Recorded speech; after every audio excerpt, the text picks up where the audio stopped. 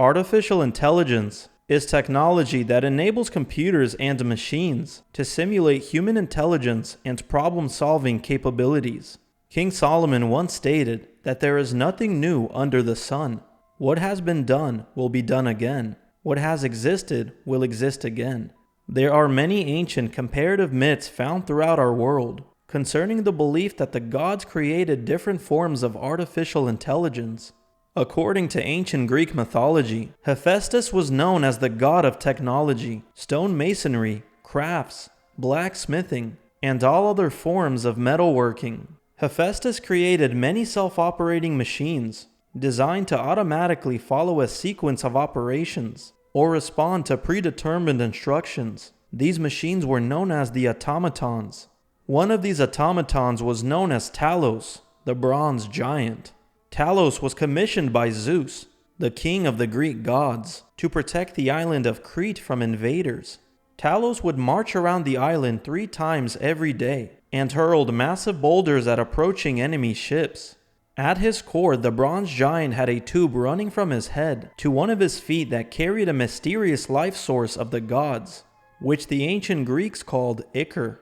Ichor was known as the blood of the Greek gods, an ethereal fluid used by Hephaestus to power some of his machines. This divine mysterious liquid was said to retain the qualities of the immortals. The Argonautica is an ancient text from the 3rd century BC. This ancient writing describes how the sorceress Medea defeated Talos by removing a bolt at his ankle and letting the ichor fluid flow out. The original myth of Pandora, first described in Hesiod's Theogony, is another example of a mythical, artificial being. In his writings, Pandora was seen as an artificial, evil woman built by Hephaestus and sent to Earth on the orders of Zeus to punish humans for discovering fire. Pandora was a kind of AI agent whose sole mission was to infiltrate the human world and unleash her jar of chaos and miseries. In addition to creating the bronze giant Talos and the artificial evil woman Pandora, Hephaestus also made other self-moving objects, including a set of automated servants for his palace that took on the appearance of women but were made out of gold. These automatons were known as the Golden Maidens. The Golden Maidens are mentioned in the Iliad, an ancient Greek epic poem. The Iliad states the following concerning the robotic servants of Hephaestus. Hephaestus left his forge and hobbled on. Handmaids ran to attend their master, all cast in gold, but a match for living, breathing girls. Intelligence fills their heart, voice and strength their frames. From the deathless gods they learned their works of hand. They rushed to support their lord as he went bustling on. The golden tripods were another AI invention of Hephaestus. These robots were described as self-moving cauldrons that move on their own by rolling on wheels, similar to robot vacuum cleaners, self-driving cars, or even R2-D2 from Star Wars. According to the Iliad, Thetis, mother of Achilles, visits the Greek god Hephaestus at his workspace. While there, she marvels at these self-rolling cauldrons, pressing the work on 20 3-legged cauldrons, an array to ring the walls inside his mansion. He'd bolted golden wheels to the legs of each, so all on their own speed. At a nod from him, they could roll to the halls, where the gods convene, then roll right home again, a marvel to behold.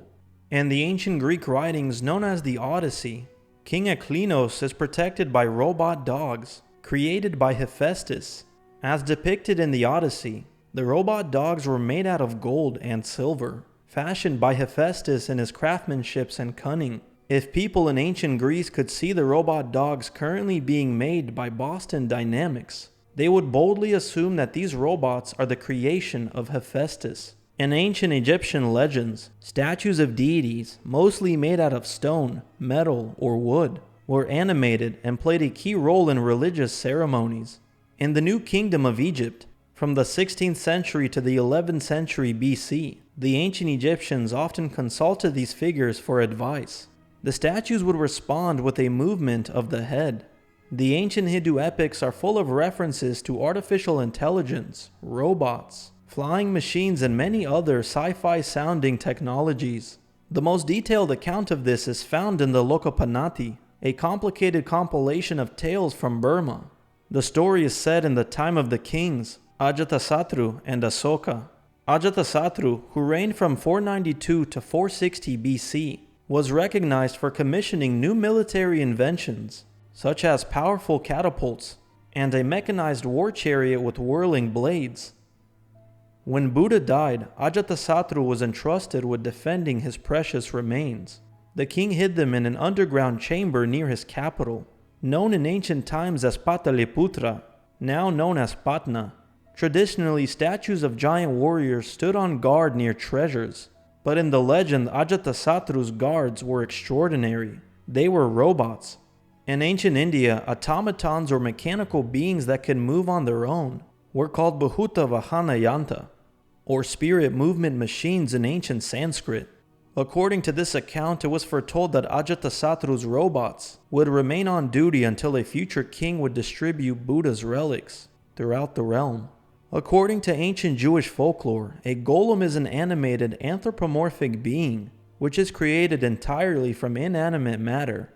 A golem is essentially a creature formed out of a lifeless substance, such as stone or clay, that is brought to life by ritual incantations and sequences of Hebrew letters. In many golem stories, the creature runs amok and the golem itself becomes a chaotic threat to its creator. With all this in mind, the Bible also speaks of a potential artificial intelligence. The book of Revelation mentions an inanimate image that comes to life by the power of Satan, the great dragon. The book of Revelation chapter 13 verse 15. And he had power to give life unto the image of the beast, that the image of the beast should both speak, and cause that as many as would not worship the image of the beast should be killed. In the book of Revelation, John, with the divine inspiration of the Holy Spirit, tells his first century audience to calculate the number of the beast, which happens to be the number 666. When you calculate the number of Nero Caesar, it coincidentally adds up to 666, the number of the great beast. Nero Caesar was the first emperor to wage brutal war on the first generation saints. During the times of antiquities, many believed Nero was the great beast. There was also a widespread belief during the first century that Nero would resurrect as a divine entity. This legend was known as Nero Redivivus. Nero also had a colossal statue made in his image, known as the Colossus of Nero. This massive bronze statue of Nero was believed to be constructed between the years of 64 and 68 AD. According to Pliny the Elder, the statue reached 106 Roman feet, which comes out to 30.3 meters or 99 feet in height, though other sources claim it was as much as 121 feet. Today, nothing remains of the Colossus of Nero except for the foundations of the pedestal at its second location near the Colosseum. No historian has an official explanation as to what happened to Nero's bronze statue. Only theories remain. I believe it's quite possible the Colossus of Nero was the image of the beast mentioned in Revelation that was given life and the power to speak and kill anyone that would not worship the image. Just like Hephaestus creating the giant bronze robot Talos and giving it life, the great dragon Satan also gave life to the image of the beast. I hope you guys found this video very fruitful. I believe all these comparative myths of the gods creating artificial intelligence could also possibly explain how the image of the beast was given life. But that's just my speculation. Let me know your honest thoughts in the comment section below. If you would like to support this channel, I do have a Patreon. The link for that will be in the bio below. Thank you so much for all the support. Please like, share, comment, subscribe, and of course, let me know your thoughts on this topic. Thank you so much. Till next time.